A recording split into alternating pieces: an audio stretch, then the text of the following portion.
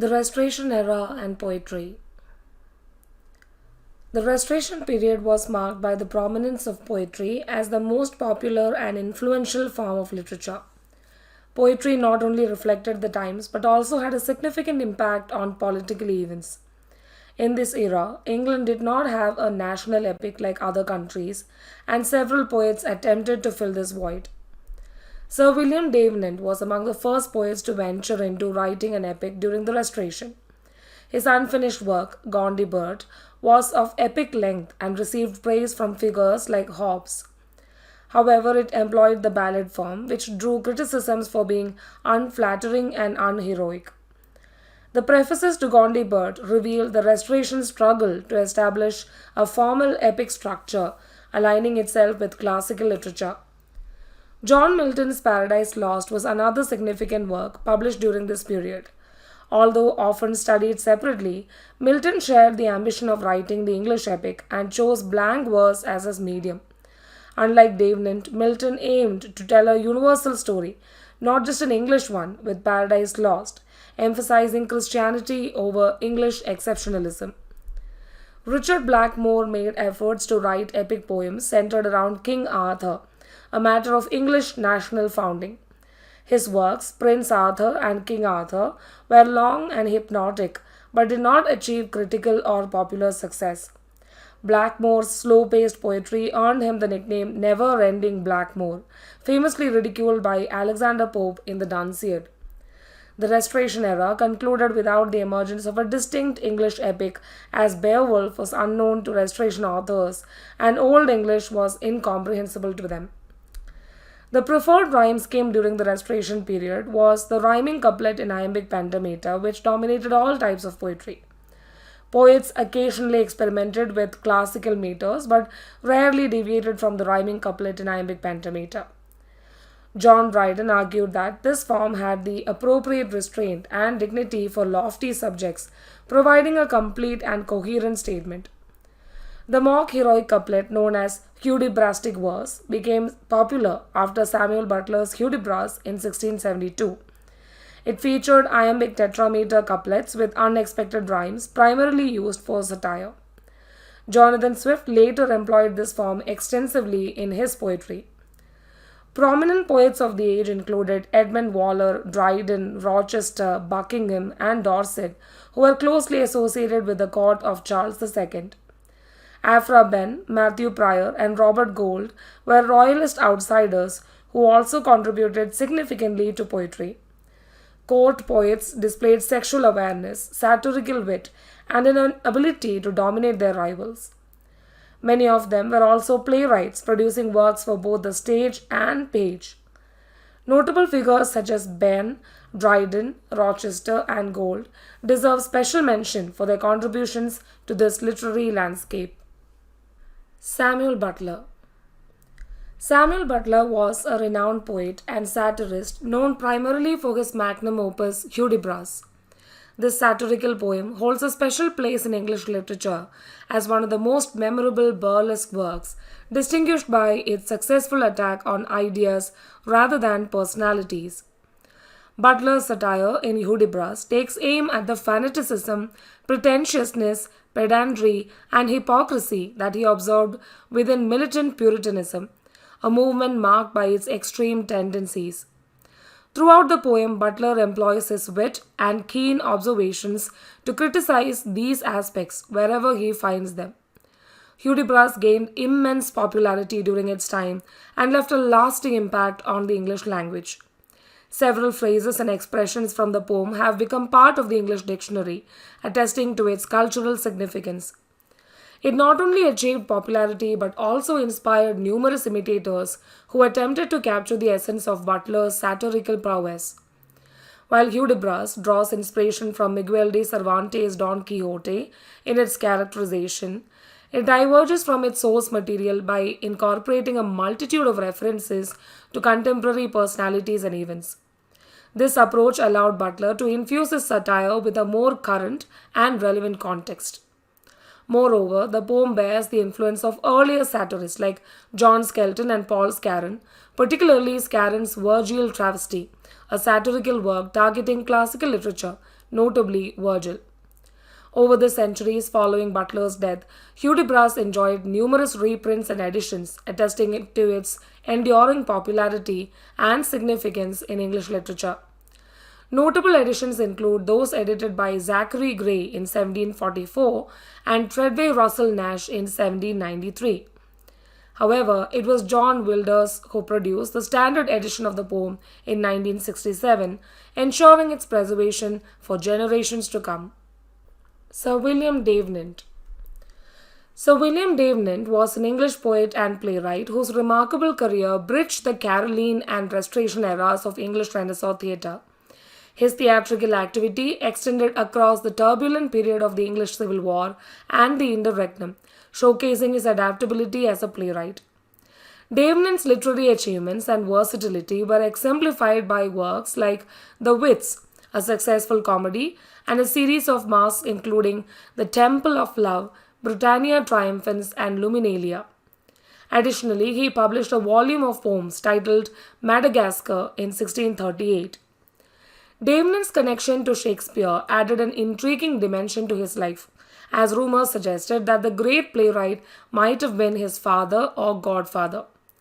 His literary journey began as a page in London in 1622, where he started crafting early revenge tragedies such as Albo Wine and tragicomedies like The Colonel. DAvenant's adventurous spirit and literary talents caught the attention of Queen Henrietta Maria, leading to his patronage. In 1638, following the death of Ben Jonson the previous year, DAvenant was appointed as the poet laureate and composed several court masques. Notably, DAvenant's epic poem Gondibert, written in 1651, stands as a tale of chivalry spanning 1,700 quatrains.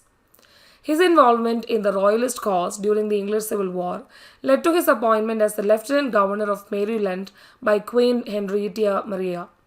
However, his mission faced adversity when his ship was captured in the English Channel, resulting in his imprisonment in the Tower of London until 1654.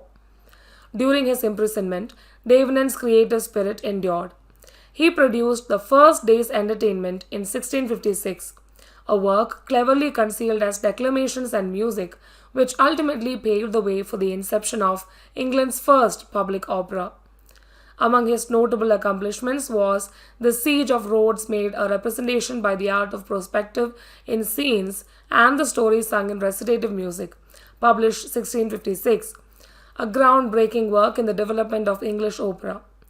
DAvenant's enduring influence on the English literary and theatrical landscape is a testament to his adaptability and creativity during a period of significant historical upheaval. Thomas Kiligrew. Thomas Kiligrew was a notable English dramatist and playhouse manager known for his sharp wit, although he gained more renown for his wit than for his actual plays. Interestingly, some of his jokes in The Parson's Wedding were later appropriated by the playwright William Congreve.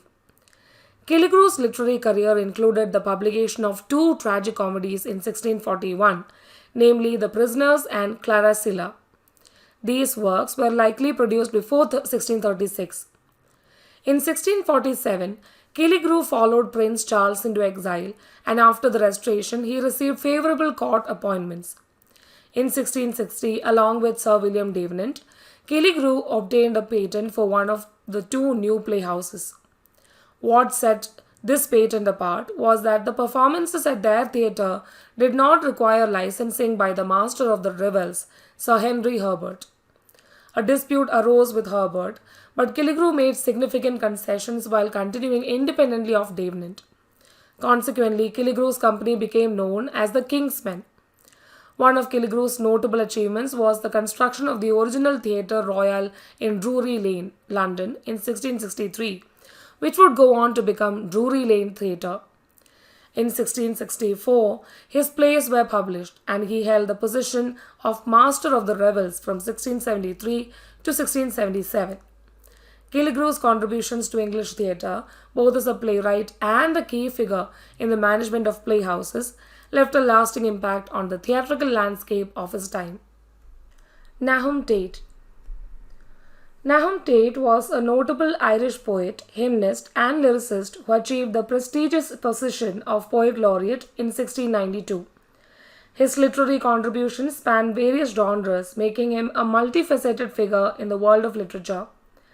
Tate's educational journey led him to graduate from Trinity College, Dublin, before embarking on his career in London.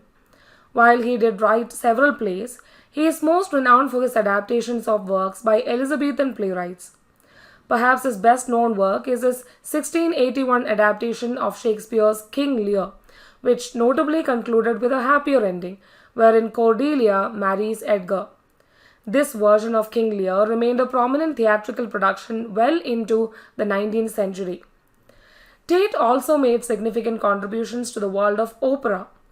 He penned the libretto for Henry Purcell's opera Dido and Aeneas, believed to have been composed around 1689.